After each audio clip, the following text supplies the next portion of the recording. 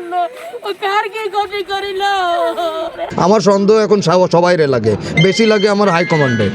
জানি এর কোনো বিচার হবে না, এর কোনো বিচার হবে না। ওরে ছাড়া আমি যাব না, আমি যাব না। বিএনপি যখন ক্ষমতায় আসলো, বিএনপি যখন দায়িত্ব নিল, তখন আলটিমেটামলি একে একে একে একে আমাদের শত্রু নতুন করে উদয় হতে শুরু হলো। এই শত্রুতা বাইরের কিছু কেউ না, আমাদের দৃঢ় বিশ্বাস এটাকে এগুলো বাইরের কেউ না, এই নিঃসন্দেহে নিজেদের ভিতরে। অবশ্যই এর আগেও কোপান হয়েছে, আমার বাইরে দুই হাতে দুটো কোপ আছে, আমরা হাইকমান্ডে জানাইছি। যারা করেছিল তাদেরকে নাম পুঙ্খানুপুঙ্খভাবে দেওয়া হয়েছে, তাদের নামে মামলা আছে, তারা এখন অবিচারে ঘুরে বেড়াচ্ছে। বড় সব ছেলে আমার মেজো ভাই আশিকুল্লাহ নাম, যে মারা গেছে উনি রাশিকুল্লাহ, উনি বিএল কলেজের ছাত্র দলের প্রেসিডেন্ট ছিলেন। আমি রানিং দৌলতপুর থানা স্বেচ্ছাসেবকের যুগ্ম আহ্বায়ক, আর আমার ছোট ভাই খুলনা মহানগরের আপনার যুব দলের সদস্য। বরঞ্চ আরো আমরা বারবার দেখতেছি যে আমাদেরকে যারা দলের মানে ত্যাগী কর্মী, তাদেরকে আরো কোলঠাসা করে ভিতরে ঢুকিয়ে রাখতেছে।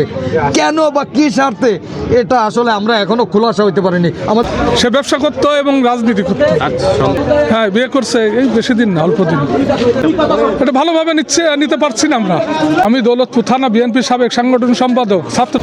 11টার পরেই আর কি আমাদের দৌলতপুর থানা ছাত্রদলের সাবেক সাংগঠনিক সম্পাদক, বর্তমানে আমাদের খুলনা মহানগরী যুবদলের অন্যতম সদস্য রাশিকুল্লাহ নাম রাসু, ও নিজস্ব ব্যবসা প্রতিষ্ঠানের প্রতিনিধির ন্যায় ব্যবসার কাজে বসেছিল।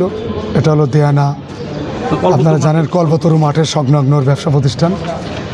কে বা কারা ওরা নাকি প্রথমে মোবাইলে ফোন দেয় যে আসো তুমি কোথায়, তখন স্বাভাবিক কারণেই সাধারণ মানুষ হিসেবে, একজন সাধারণ ব্যবসায়ী হিসেবে বলে থাকে যে আমি আমার ব্যবসা প্রতিষ্ঠানে কল্পতরু মাঠের পাশে আছি। পরবর্তীতে বেশ কয়েকজন লোক ওর ব্যবসা প্রতিষ্ঠানের পাশে যে এখানে রাসুকে আপনার সঙ্গে একটু কথা আছে বলেই ওকে ডাকে। ওর ব্যবসা প্রতিষ্ঠান থেকে বেরোবার চেষ্টা করলেই ওকে মাথায় উপচে মাথার পেছনে দুটি গুলি করে এবং বুকে একটি গুলি করে, আমরা যেটা শুনেছি, অস্ত্র ঠেকিয়ে প্রকাশ্যে দিবালোকে। তারপরে তারা ওর মৃত্যু নিশ্চিত জেনেই তারা স্থান পরিত্যাগ করে এই সন্ত্রাসীরা। আমি পুলিশ প্রশাসনের তদন্ত দৌলতপুর থানা।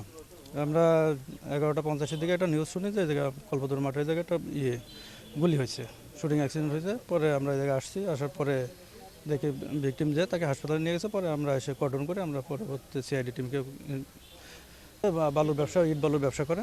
এখন আমরা আমাদের 2টা টিম গঠন করে, 2-3টা টিম গঠন করে আমরা বিভিন্ন জায়গায় প্রেরণ করছি, যাতে শর্ট টাইমে আসামি শনাক্ত এবং গ্রেপ্তার করা যায়।